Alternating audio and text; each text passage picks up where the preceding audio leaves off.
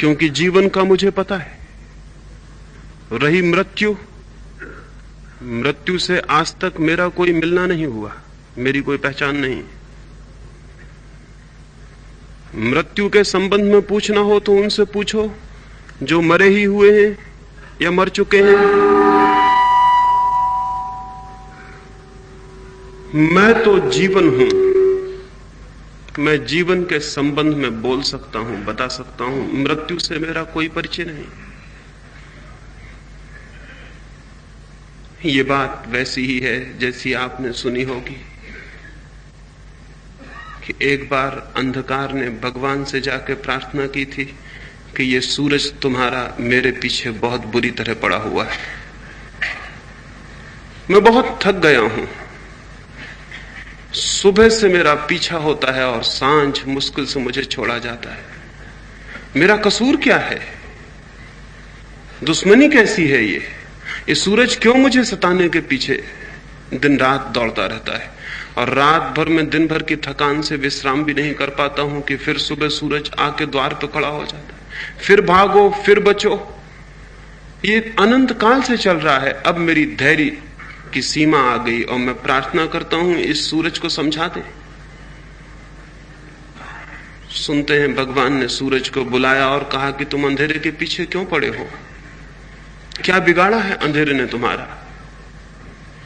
क्या है शत्रुता? क्या है शिकायत? सूरज कहने लगा, अंधेरा अनंत काल हो गया मुझे विश्व का परिभ्रमण करते, लेकिन अब तक अंधेरे से मेरी कोई मुलाकात नहीं हुई। अंधेरे को मैं जानता नहीं हूं। कहां है अंधेरा? आप उसे मेरे सामने बुला दें तो मैं क्षमा भी मांग लूं और आगे से पहचान लूं कि वो कौन है, ताकि उसके प्रति कोई भूल ना हो सके। इस बात को हुए भी अनंत काल हो गया। वो भगवान की फाइल में बात वहीं के वहीं पड़ी है। वो अब तक अंधेरे को सूरज के सामने नहीं बुला सके हैं, नहीं बुला सकेंगे। ये मामला हल नहीं होने का है। सूरज के सामने अंधकार कैसे बुलाया जा सकता है? अंधकार की कोई सत्ता ही नहीं है, कोई एग्जिस्टेंस नहीं है। अंधकार की कोई पॉजिटिव, कोई विधायक स्थिति नहीं है।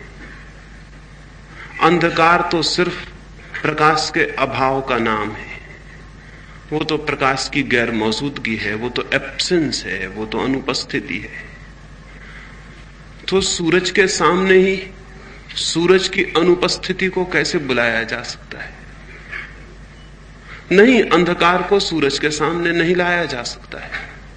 सूरज तो बहुत बड़ा है, एक छोटे से दिए के सामने भी अंधकार को लाना मुश्किल है। दिए के प्रकाश के घेरे में अंधकार का प्रवेश मुश्किल है। दिए के सामने मुठभेड़ मुश्किल है।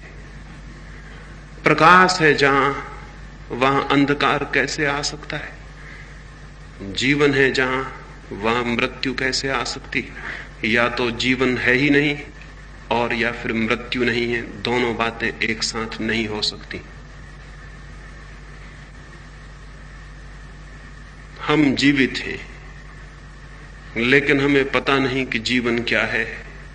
इस अज्ञान के कारण ही हमें ज्ञात होता है कि मृत्यु भी घटती है। मृत्यु एक अज्ञान है।